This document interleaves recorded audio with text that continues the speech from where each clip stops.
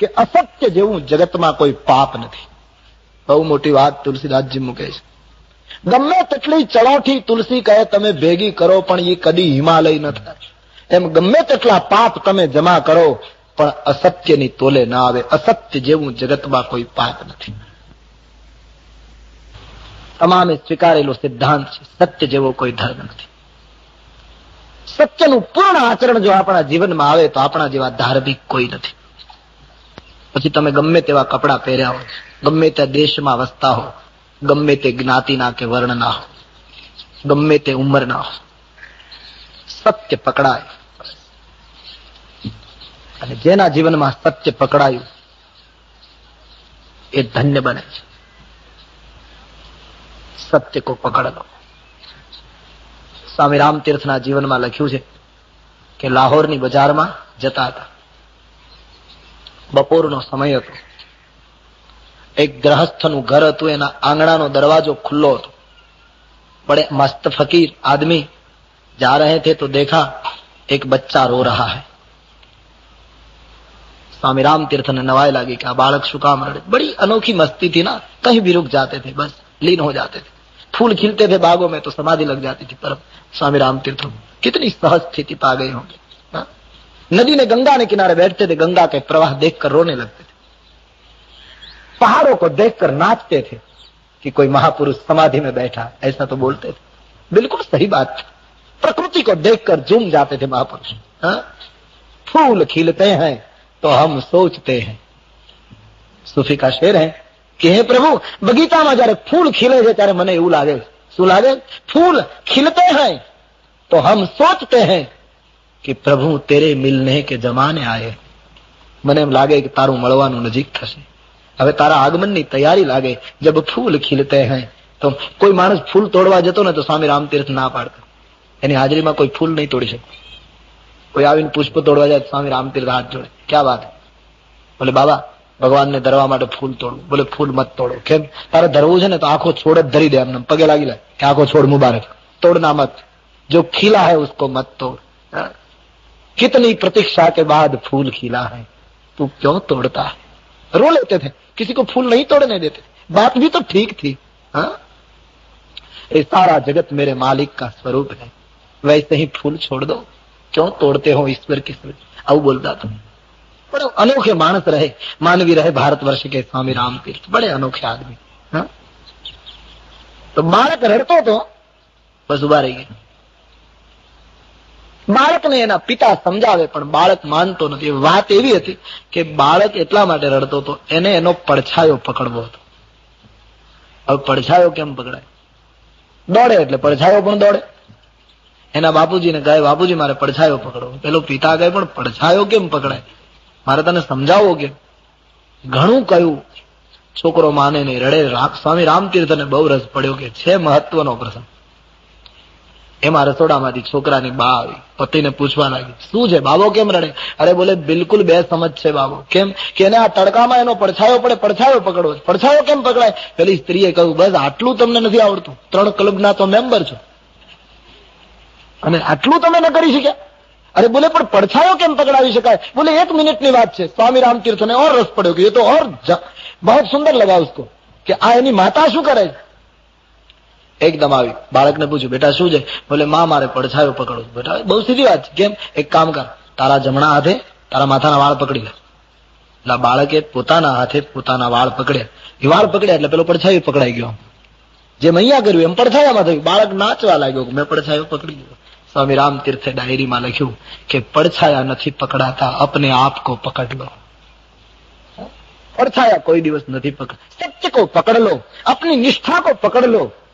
हाँ, अपने जीवन के सत्य को ठीक से पकड़ लो. પડછાયા में फाफा न मारो. बस अपने आप को जब हम पकड़ लेते हैं सारी दुनिया पकड़ में आ जाती है. कबीर का बहुत सुंदर सूत्र है, एक साधे सब साधो, सब साधे सब जाए. बड़ा क्रांतिकारी सूत्र है. एक साधे, यदि सत्य सद गया, परमात्मा सदाई गयो तो सब साधे. एक साधे सब साधो, सब साधे सब जाए. બધાને પકડવામાં બધું જાય. એક સાધે સબ સાધો. એક પકડાય તો બધું પકડાય. સત્ય પકડાય જીવનમાં. નહીં અસત્ય સમ પાતક પુંજા. મારે તમારે ખોટું ક્યારે કરવું પડે? સુખો માટે.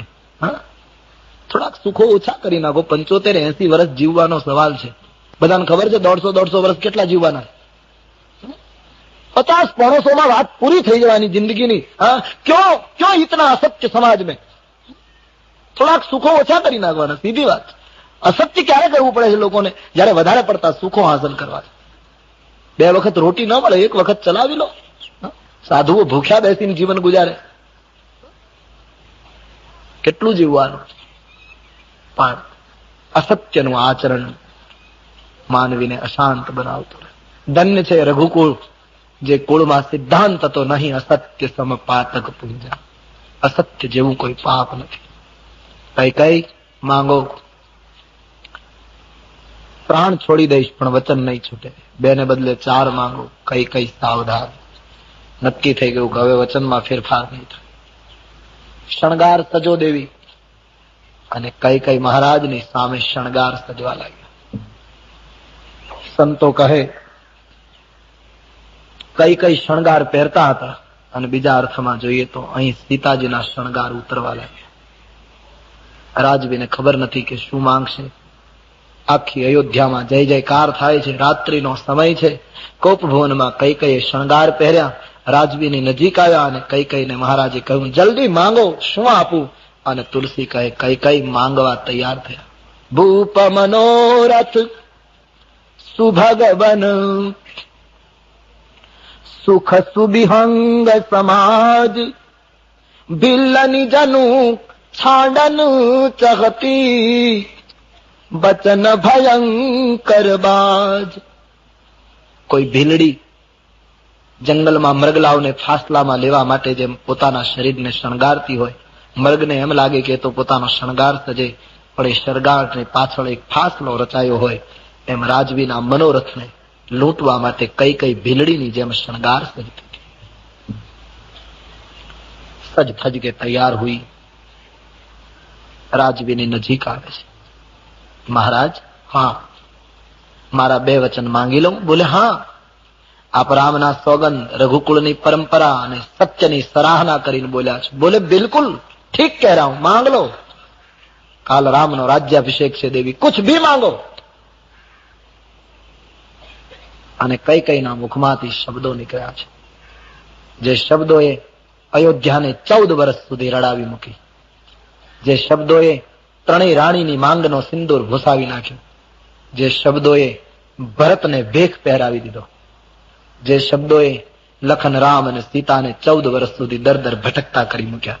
જે શબ્દોએ અયોધ્યાને અનાથ કરી મૂકી. તુલસી કહે છે કઈ કે મુખ से शब्द निकले, सुनहु प्राण प्रिय भावत जी का, सुनहु प्राण प्रिय भावत जी का, सुनहु प्राण प्रिय भावत जी का.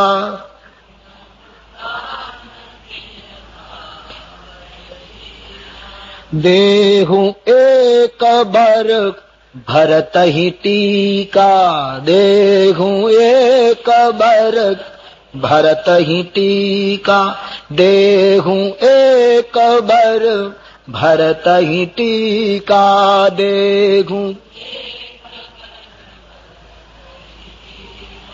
दूसर बर मांगऊ कर जोरी, दूसर बर मांगऊ कर जोरी, पूरवहु नाथ मनो रथ मोरी, पूरवहु नाथ मनो.